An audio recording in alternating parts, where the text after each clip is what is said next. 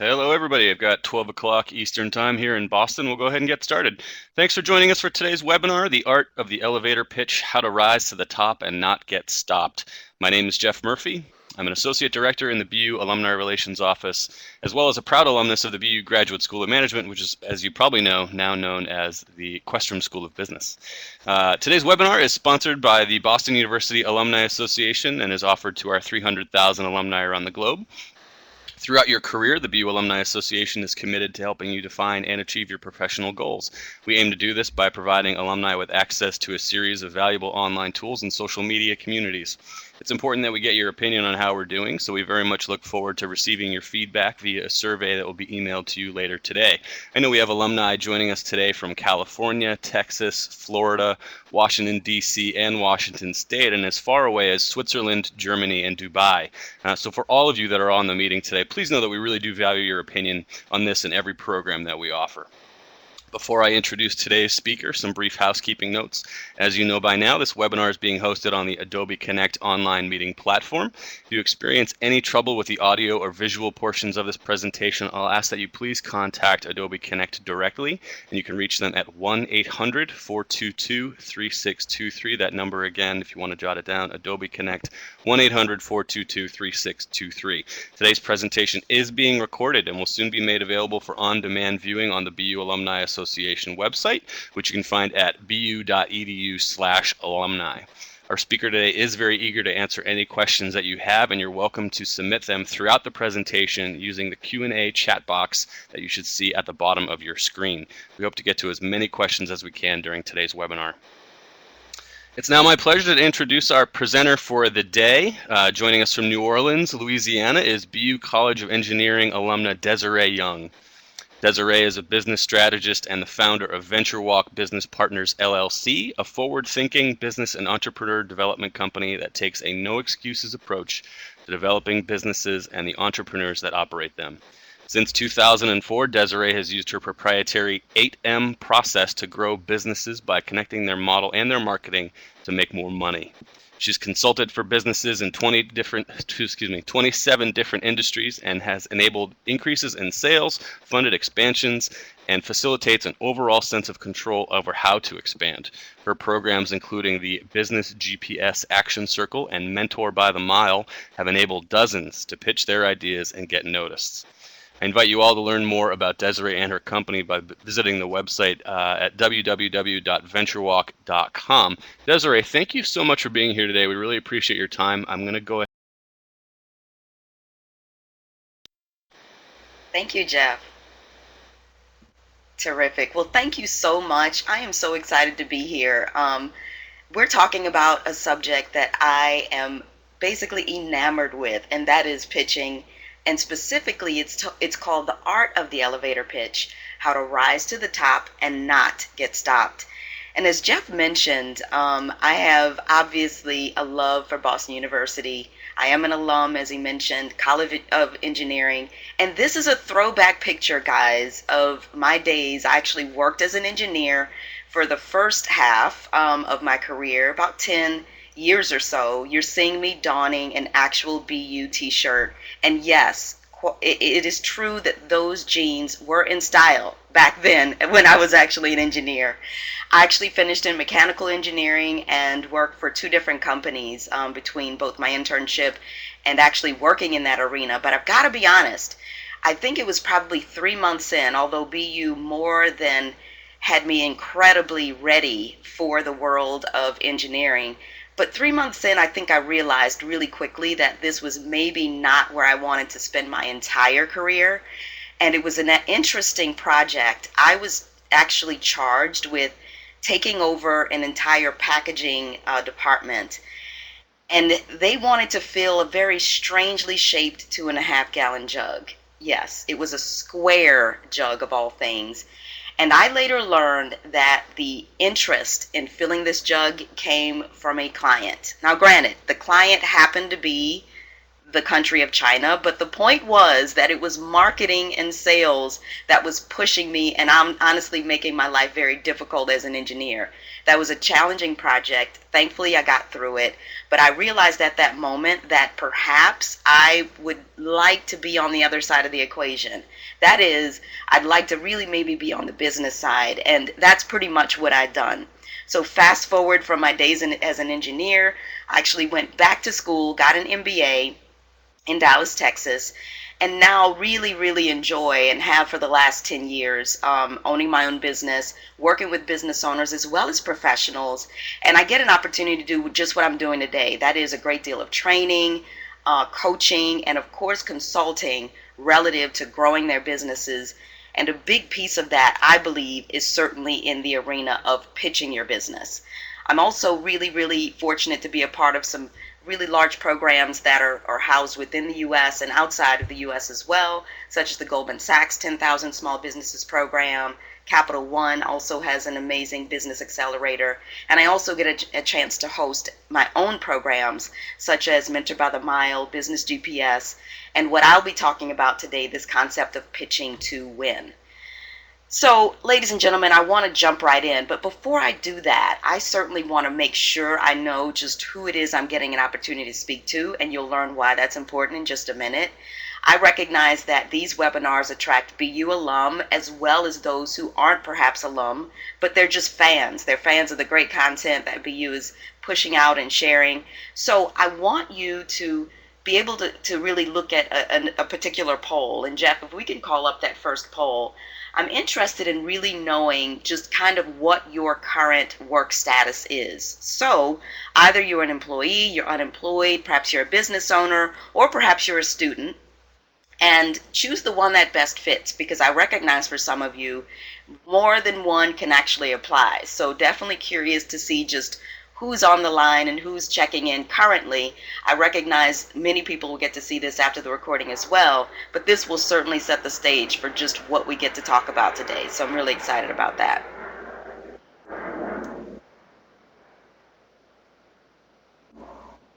Terrific.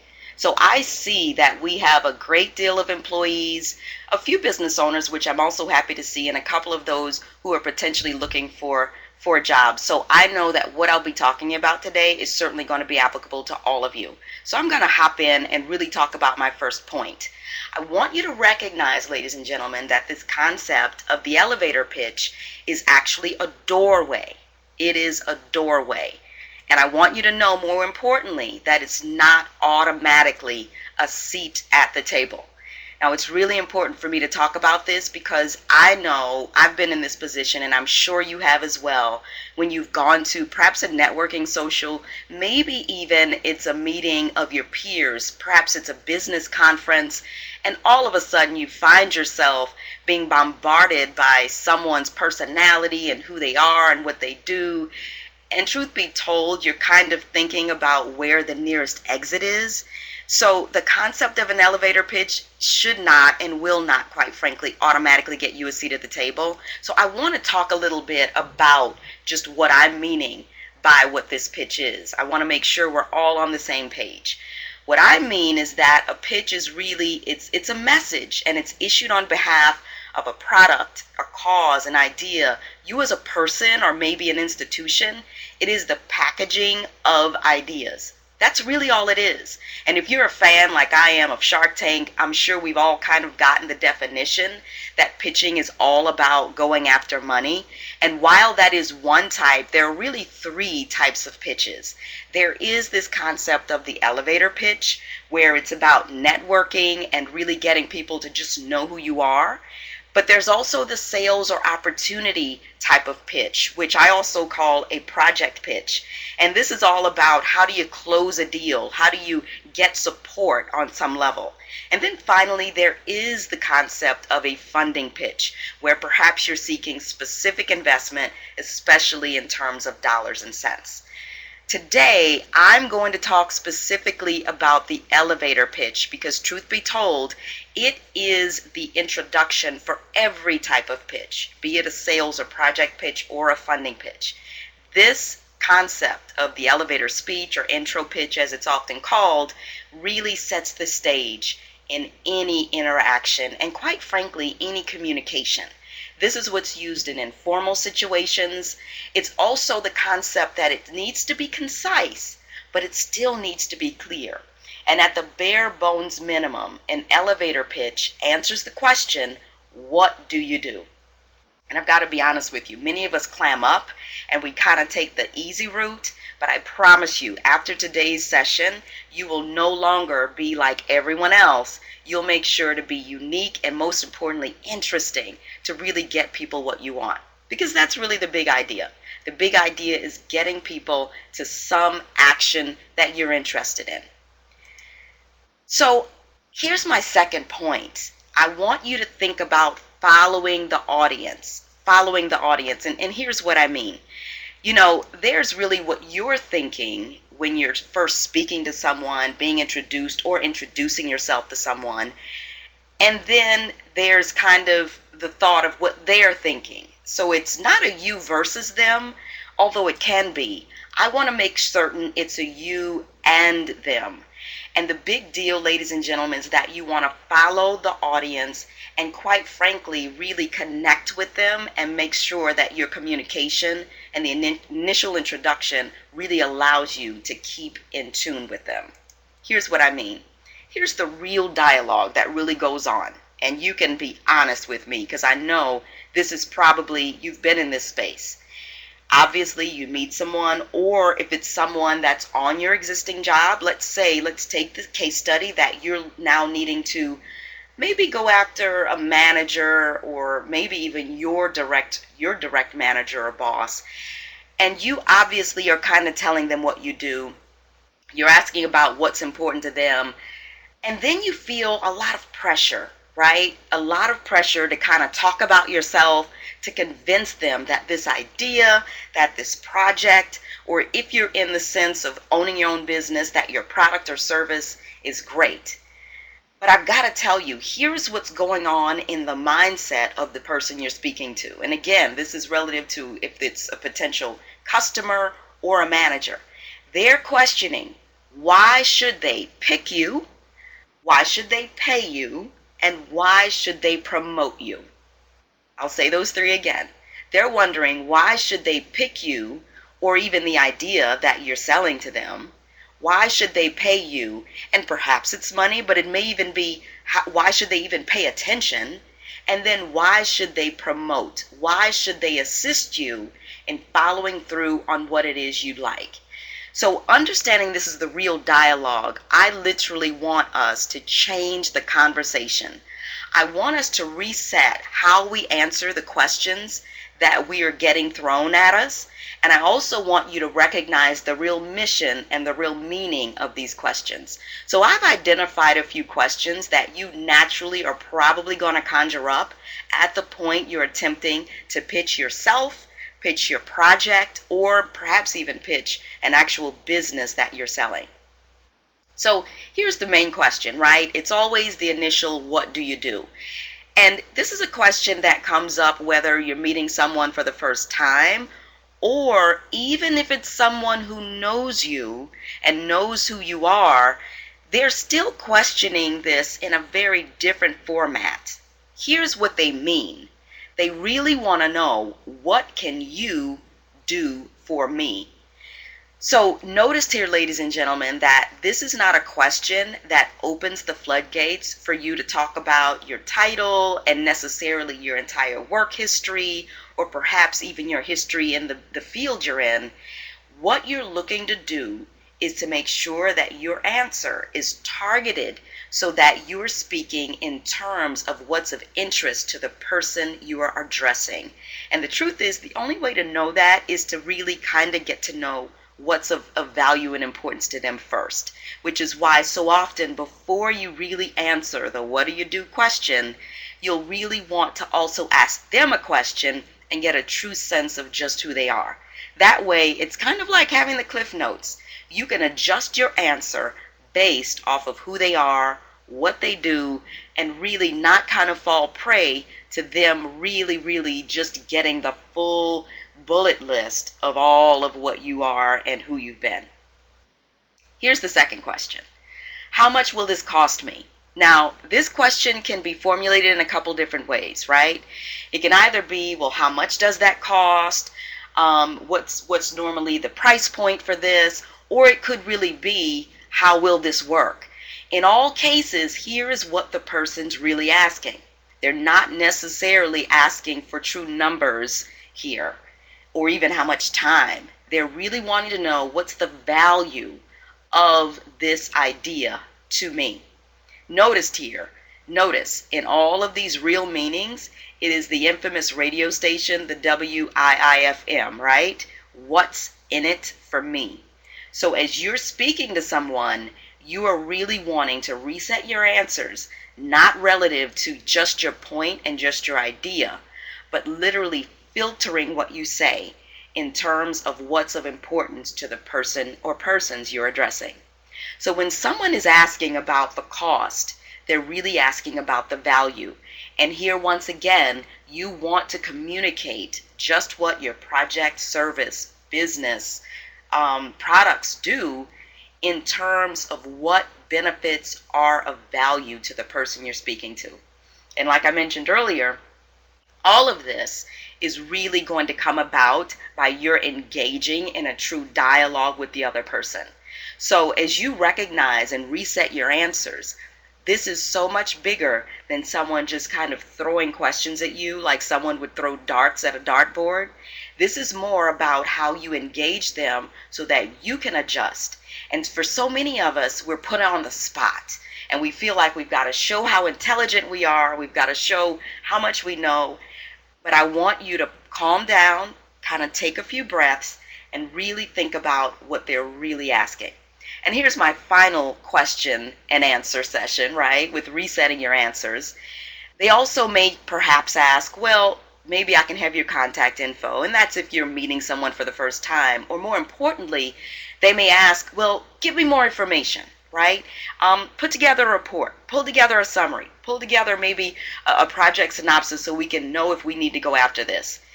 Let me explain what they're really asking, ladies and gentlemen, because this can very easily turn into what I call the chase. The chase is the person wants to respond to you, but they don't have enough perhaps to say yes just yet. So they want to maybe give you something or just get something, get your contact info, get a business card, and say, sure, I'll call you, but I gotta be honest, that really may or may not happen. Here is what they're really listening for. And honestly, this is one of the most important answers and quite frankly, questions you can respond to. They are looking for what I call an overriding offer.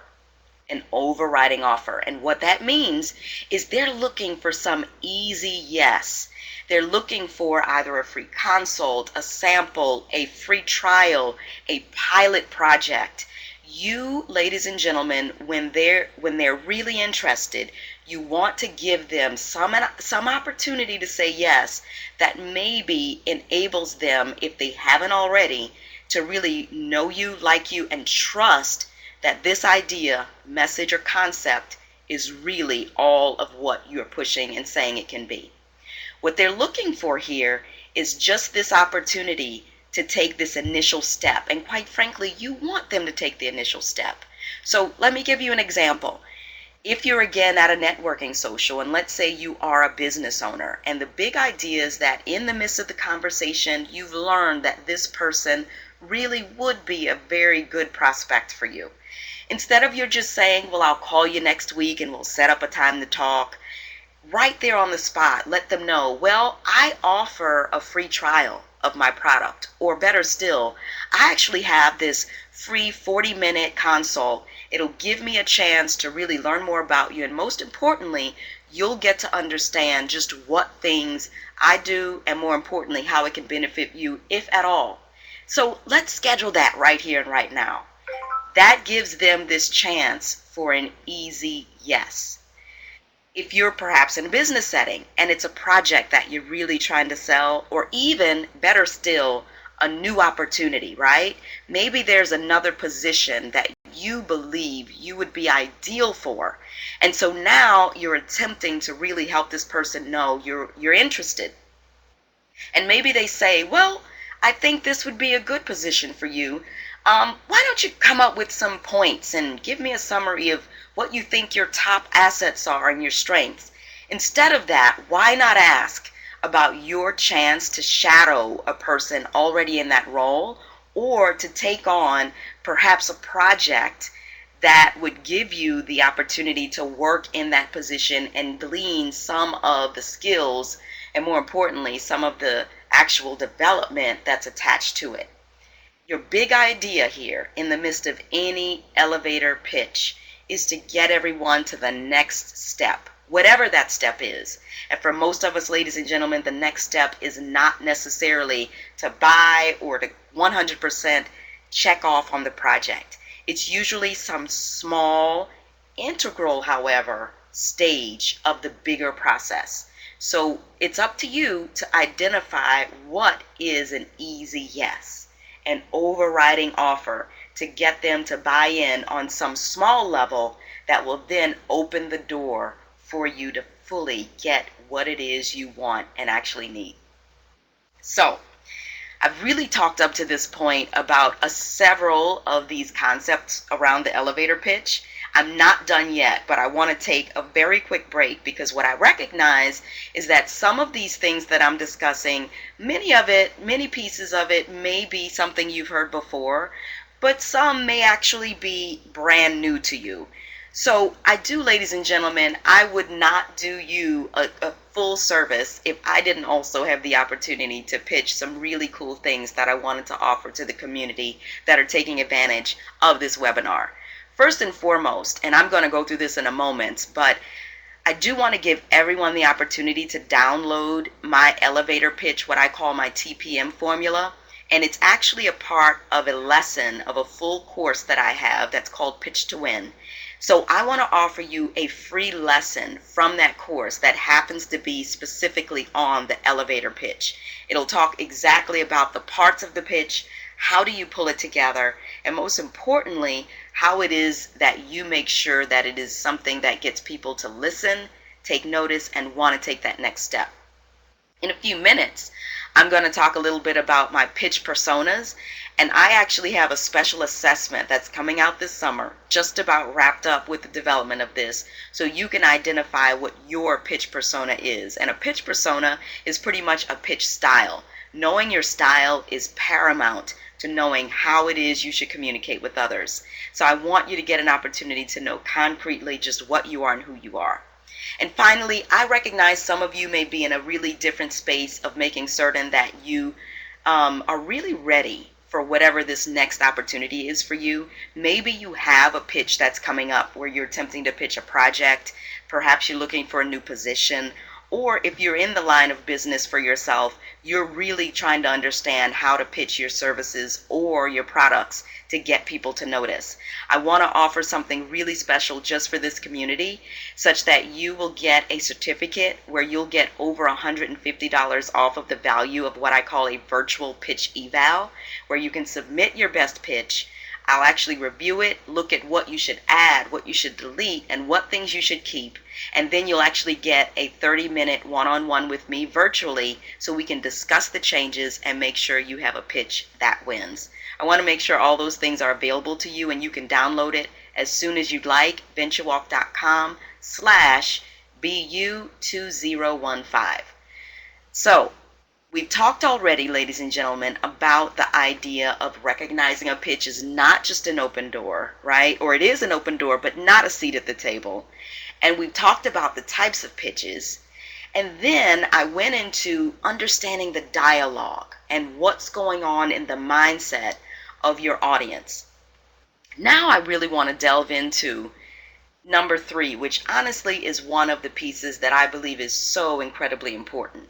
It's really important that you are your best self,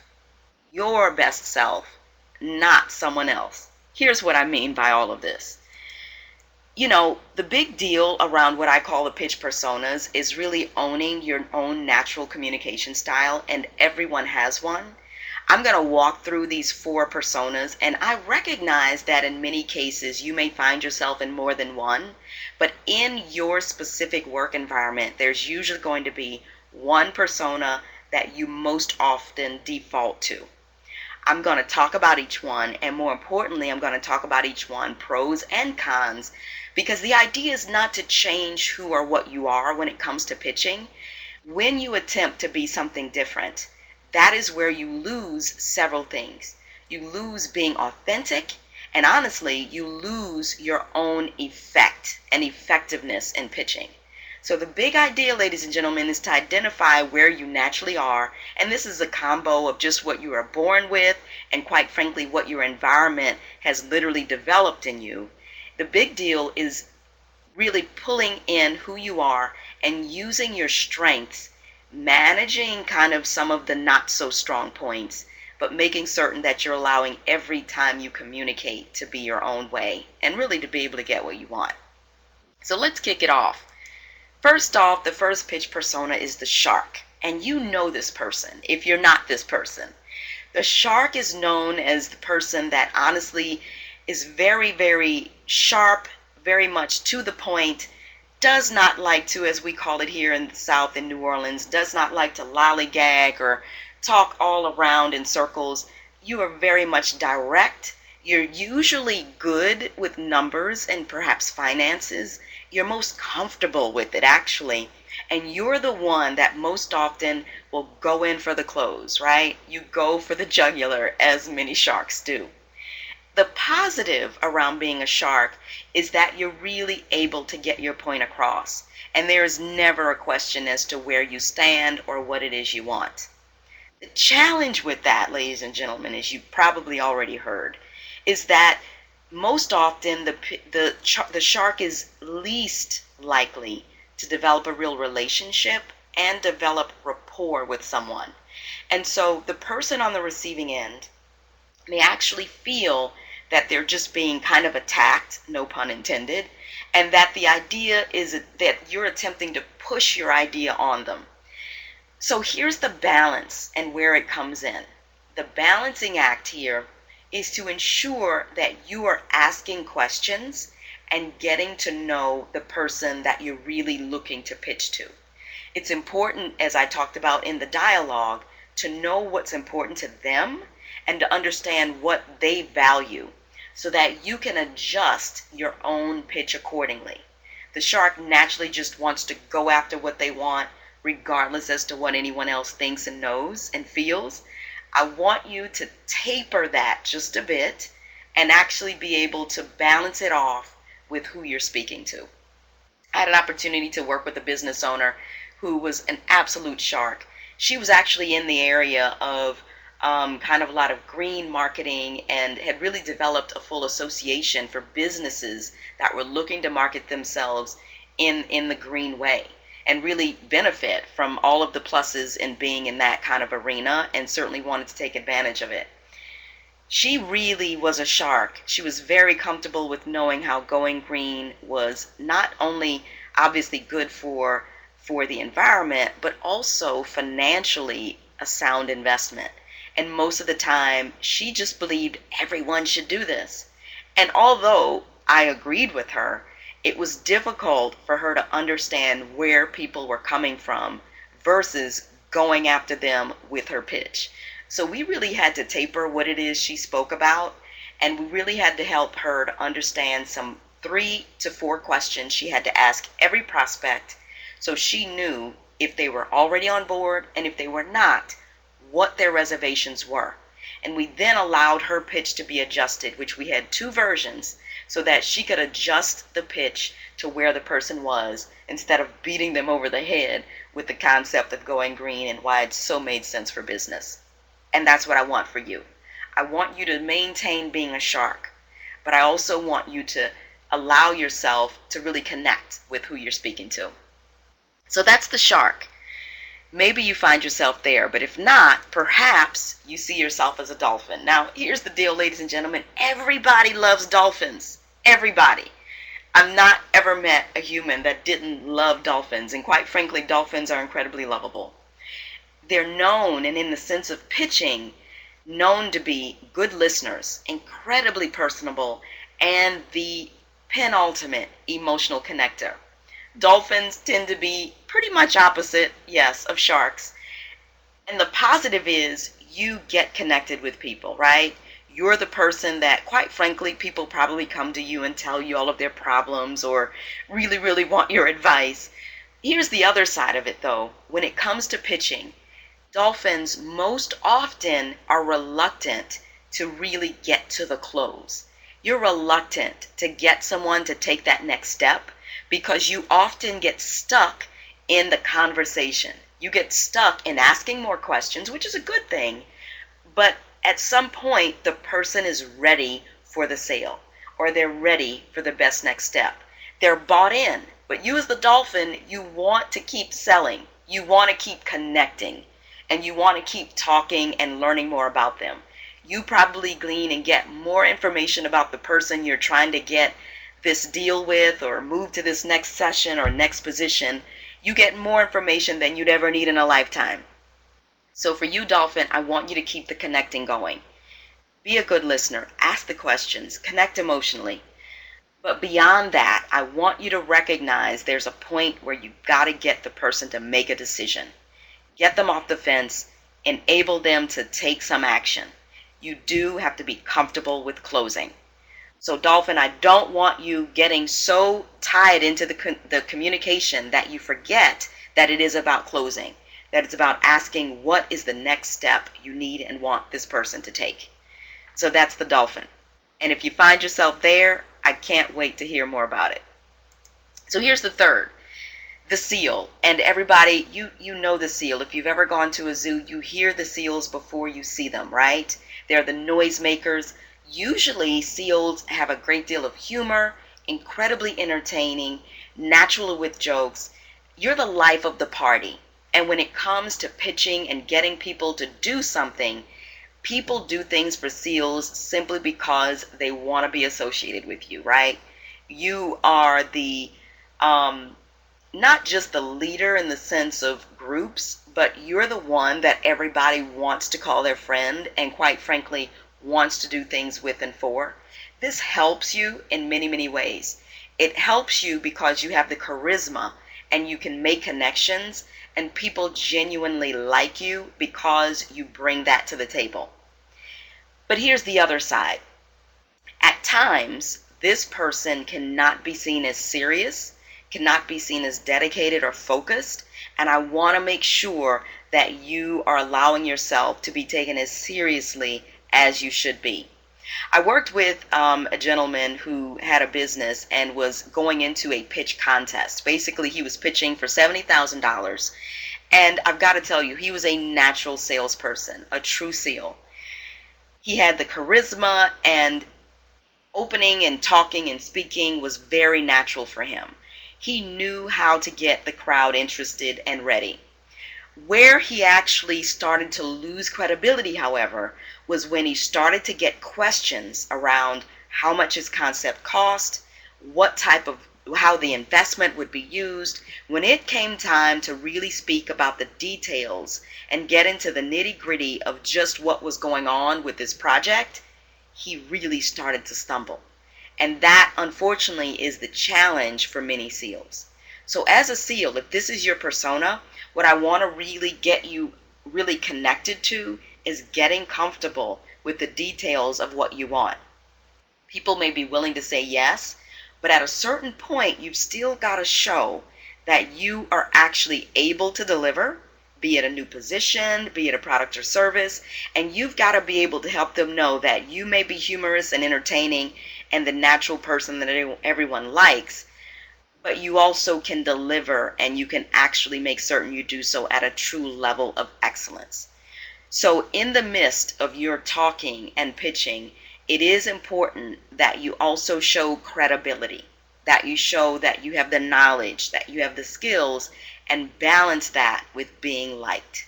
So that's the deal with the SEAL. And then my final pitch persona, ladies and gentlemen, is the penguin. So you know the penguin, right? It looks as if they're wearing kind of tuxedos and naturally and in general. So the penguin is the educator. It's the one that loves information, loves the details, but can tend to kind of get very much covered in those details and using grand words. Now, I've got to be honest with you, I am a self-proclaimed penguin.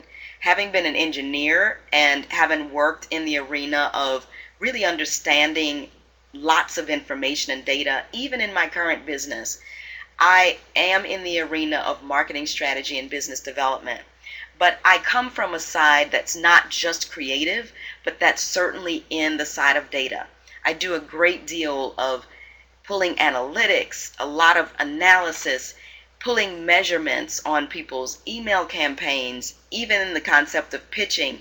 And so for that reason, I'm comfortable with details and information. The challenge, though, is that on the flip side, when it comes to communicating, I've also got to really pull back on the amount of details and information I give.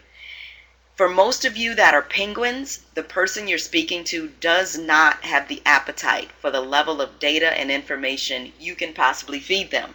You want to give them way more than they need, and I want you to just pull back on the amount of information that you are communicating and translating. You probably feel every bit of information you have is critical and it needs to be told. At the point you're trying to get a project approved, you know you've got to give all of this data. And I'm going to disagree with you. You don't have to give all of the data. I want you to literally think about all you feel is important and cut it in half. That's right, cut it in half. Because most likely, there are only a few points that are needed to, again, get a person to make a decision, to come off of the fence and to really do something about it. So that is the big deal for you as penguins. I love that you have the data, that you're comfortable with the details, but most of the time, the person you're talking to is not interested, and honestly, they'll get overwhelmed. So I want you to cut all of what you'd like to communicate in half. So I've talked about all of the pitch personas, and I found this picture which I just thought was hilarious. This is a seal photo bomb, and this is just absolutely, is it not indicative of the whole idea, right? The penguins are probably having a powwow and they're talking about something really important, probably some data, and they're organizing something. And wouldn't you know it, it's the seal that is photobombing the whole picture. So I just thought this really encapsulated the whole idea of my pitch personas. So at this point, I want to pause and I want to hear where you think you fall. So if we can call up that final poll, Jeff, I want to know which persona you feel best describes your pitch type. Is it the shark? Is it the dolphin? Is it the seal? Or is it the penguin? I'm curious, so let me know.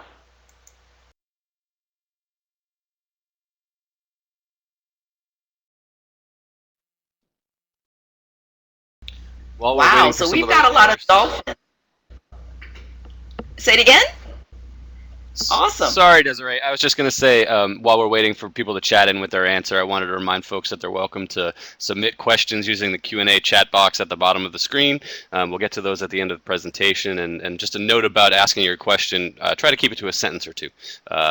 So back over to you, Desiree.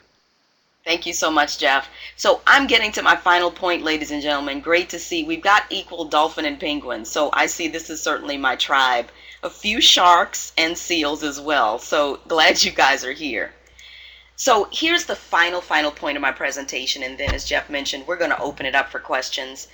Ladies and gentlemen, when you are introducing yourself, especially in a new environment, I want to make sure you don't use your title ever. Ever, ever, ever. Be it financial analyst, be it an account rep, a marketing manager.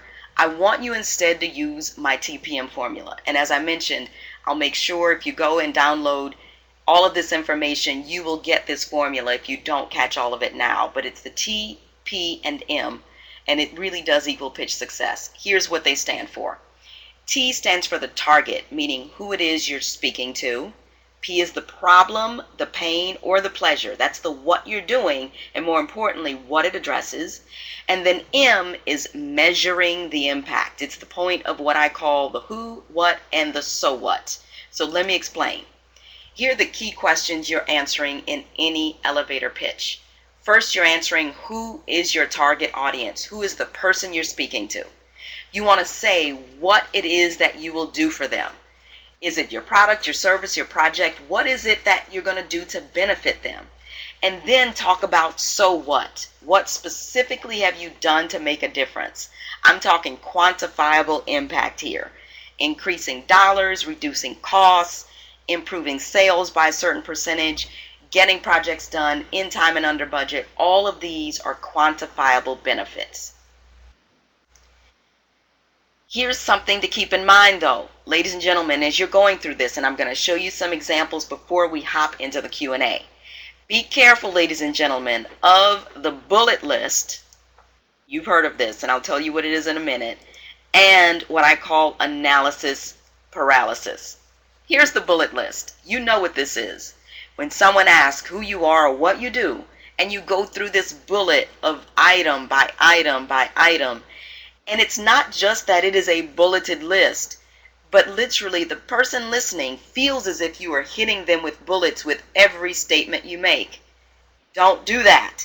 The second thing is the analysis paralysis, where you certainly want to go into all of what you do, and this is especially true for my penguins, and you really get into so much detail that the person listening, honest to goodness, has checked out. Be careful of those things. Let me show you how to use the TPM, and I want to give you just a few examples. Again, these will be in the download, I promised, but I want to show you the new way that you introduce yourself. So here's a key elevator pitch using my TPM formula for a business consultant. I help, and here's the target, business-to-business business owners who are stuck between the no more of startup and the not yet of sales growth. I identify their best plan to grow and work with their team or mine to put it into practice. Clients have boasted record increases in sales, some as much as doubled, statewide awards, and getting funded after being rejected.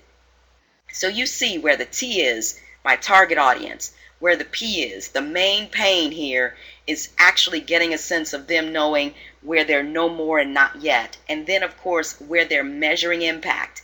I'm measuring it by the clients having record increases in sales and statewide awards.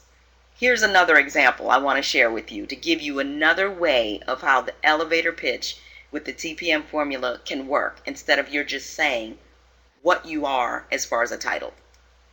This is a financial planner. And the financial planner said, I help people with six-figure incomes who are getting clobbered by taxes, staring at college and retirement and wondering how in the world they're going to pay for it all. I show them how to send their kids to private college for about the same cost as public and maintain their lifestyles at the same time and fund retirement. So ladies and gentlemen, it's crystal clear here again. They're targeting people with six-figure incomes. The problem that your prospect and the person you're talking to will recognize right away is that they're getting clobbered by taxes and staring college and retirement all in the same vein. And the measurement, what you have been able to do, is show them how to send kids to private college for about the same cost. I've got one more example, and then we're going to wrap it up. This is actually an image consultant, and this image consultant was a bit different from the average. Here was what we developed for her elevator pitch. She said, I help professional women understand the link between personal image and financial success. I refine their image so that their ideal clients want to work with them. After working with me, my clients feel polished, powerful, and confident that they can conquer anything. So here again, you get that it's professional women she's targeting, and the real problem that she's helping to solve is refining their image so their ideal clients want to work with them. The measurement and how she's really had the impact is by talking about what clients have really been able to witness, feeling polished and powerful. So I know I've gone through this briefly, ladies and gentlemen, but I'm convinced that hopefully once you've heard all of these ways to now really look at pitching your ideas or even your business, you'll never go back to the old way again. Most importantly, as I mentioned, even though you've sat in and listened to this part, I do want to make sure that you take advantage of the free giveaways that I mentioned, getting this TPM formula that I talked about, the pitch persona assessment, so you can really test if you're truly dolphin, seal, penguin, or shark. And then if you're interested, certainly taking advantage of that certificate for the pitch eval. So I've spoken about a lot. My big objective from the very beginning is to make sure that you no longer approach pitching with your head in the sand, that you're aware, that you're alert, and most importantly, you are really putting yourself in a position to pitch to win. So ladies and gentlemen, my only question for you, ready? I hope you are. So now, Jeff, I'll close out and we can open up the floor for questions. Great, thanks, Desiree. Really appreciate everything that you've done for us here today. A couple of nuts and bolts questions have come in first, and it's I'm glad that you put up that slide about how people could get in touch with you, because we did have some folks asking questions about the free lesson and the pitch evaluation. Okay. Also, people are wondering if they can get a copy of these slides. So I guess my question to you is, what's the best way for somebody to follow up with you? Sure. The best way will certainly be you can do one of two things. If you sign up right there at this site, what will happen is you'll get an email and you can reply back to that email, or you can email me directly. The best way to do that is grow, that's GROW, at VentureWalk.com. Perfect. And again, I'm thrilled that you're able to offer discounts for our alumni for participating today, and I'm glad that we can, provide some ways for people to follow up with you. Obviously, you've already given us quite a bit of content to chew over, so thank you for that. Where is it? Candace has actually typed in with a question that, Desiree, you predicted we would get today. So Candace says that she's both a dolphin and a penguin and is wondering if it's feasible that somebody could have more than one of those personas that you talked about. Absolutely. The truth is, ladies and gentlemen, you will probably find yourself in more than one of these specific types of pitch personas. And my encouragement is that you really are aware of both the pros as well as the challenges for each of those styles, and recognize where you're finding yourself defaulting to one style versus another. The dolphin penguin is an interesting mix, and what it tells me is that perhaps you have really just a strong command of being able to connect with people, but still feeling very much comfortable with the details. And so my encouragement, because both dolphins and penguins can tend to be extremists, meaning dolphins want to connect forever and penguins want to just talk about details and give more information, I would encourage you, in the midst of being both of those, think about where it's getting you the best results. I would imagine being a connector is very powerful, but recognize if you do find yourself over educating and over communicating, and in both cases, make sure you are pulling back where needed or shoring up where needed. Great. Theo has chatted in with a question that I'm not sure I quite understand. So Theo, I'm going to ask you if you could go ahead and maybe restate that question. It's about protecting your ideas and your ability to pitch. So Theo, if you're still on, if you could maybe chat back in with that question. Deborah has asked an interesting question, Desiree. She's sort of wondering what the best way is to deal with objections. So I think that you'll probably tell us a little bit about it. It's about how you sort of phrase your pitch to address what people's needs are. But when you run into people who aren't responsive to your pitch, people who are unfriendly, not really willing to talk with you, what's the best way to handle that situation? Oh, great question. So, there are a few things that could be going on. So I want to address what could be going on, but then also address how to handle objections, because that is a very normal part of this process. If you're finding really, honestly, a wall, it could very well be a few other things. It may not be your pitch. It may actually be that the person you're speaking to is not the right fit for what it is that you're attempting to discuss. And not knowing all of the details, I'm not sure if this is within a business ownership and trying to sell something, or if it's perhaps more of an on-the-job situation. But the first piece is to recognize, is this the right person that really would even be receptive? Because sometimes having what I call a market mismatch is a number one reason that people just think the whole pitch is wrong, but it's just that who they're pitching to is wrong. So on the side of objections, which again is incredibly common, that's why part of the dialogue, ladies and gentlemen, and I really prefaced my questions relative to what they're asking you. I didn't really go into what you should ask them, but you do want to really get a sense of where a person stands relative to what it is you're looking to pitch to them, you want to very quickly do what I call clear the fog and connect the dots. What that means is you want to know what's of interest to them, what really is painful to them, what to them is something that they think about relative to what you're selling, and use that to really adjust how you are pitching. So, for example, if I'm speaking to someone, and let's use the example of the client who really was looking to go green and working and attempting to onboard businesses within our association, we knew right away that if there were businesses that were not yet bought in to the green objective, to the whole idea of what going green means, that she was automatically going to hit a brick wall. So we really started this whole pitching by giving her the right questions to ask and really asking, are you aware of some of the going green incentives, how you feel about it?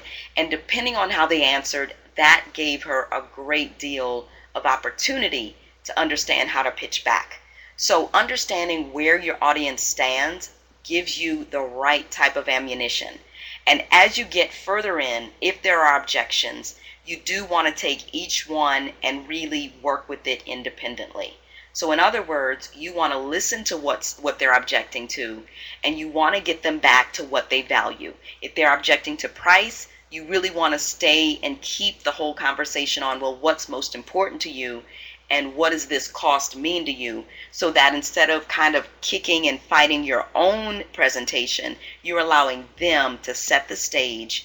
And it really doesn't become kind of this standoff, but you really allow them to kind of guide that conversation, and you use what they're giving you to really continue. Great. Thanks, Desiree. Zachary has chatted in with a really interesting question. Zachary works at a nonprofit, and he says that they're regularly pitching people who either might donate to their organization or to potential clients who might need their ideas. Should they have two separate pitches? Oh, great question. Absolutely.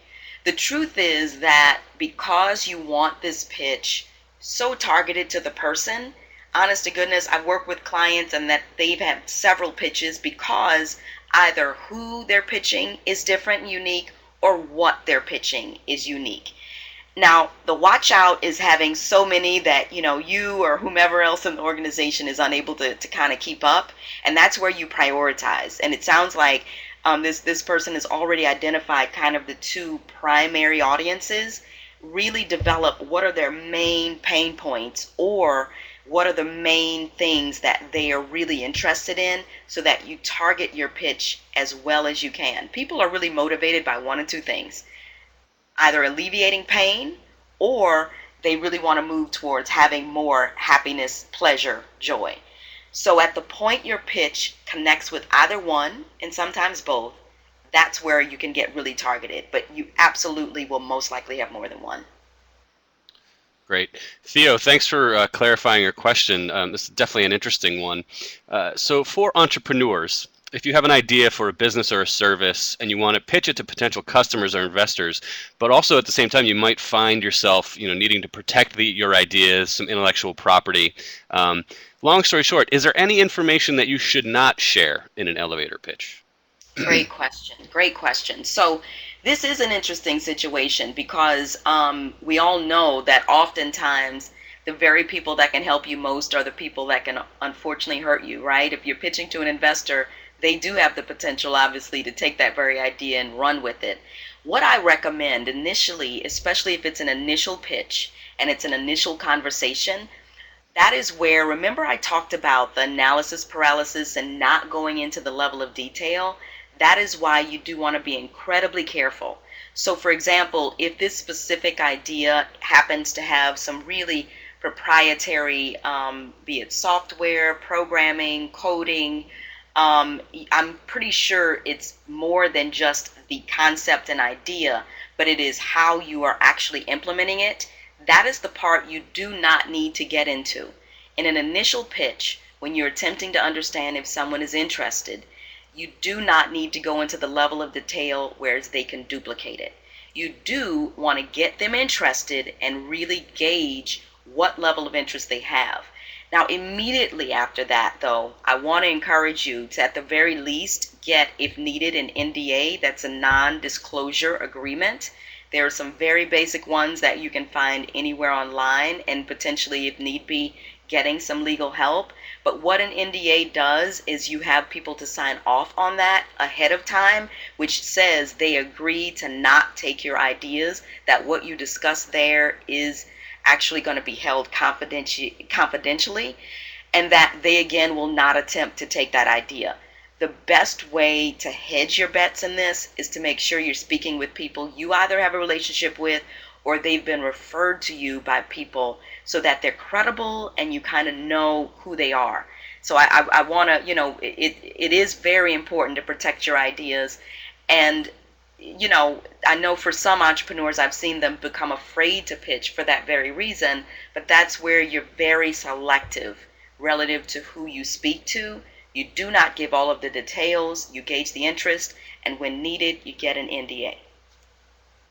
Great. We've got just a few minutes remaining and a couple questions here. Timothy has written in with a really interesting question.